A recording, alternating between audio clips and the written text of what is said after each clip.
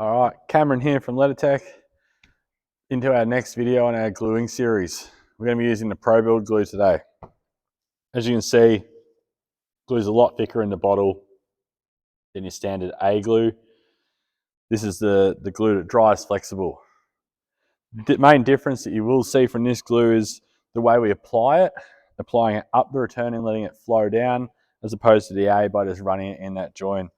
So what you do is you get your bottle upside down, running this glue up the return. You see here, when we come in, we run that about 5 mil up that return, really nice thick bead. Just flowing around like that.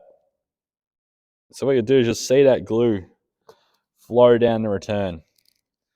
Now you see here, it's stuck to the return, it's flowing down and it's landing on that acrylic.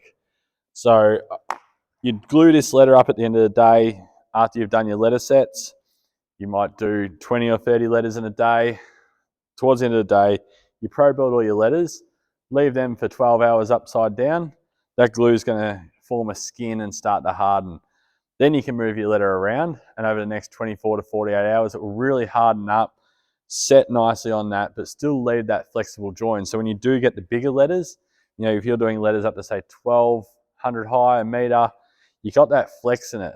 Whereas the stronger, faster drying glue, the AB, can be a bit brittle when you do have flex in it, but with this flexible glue, you're not going to get any of that, and it's going to achieve a really nice, strong bond.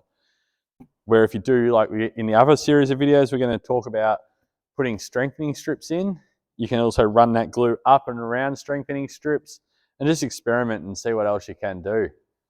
Make sure you keep an eye out on all the new videos coming out on the gluing series. There'll be the effects of the heat on glue and all that sort of stuff, but keep an eye out and let us know what you think.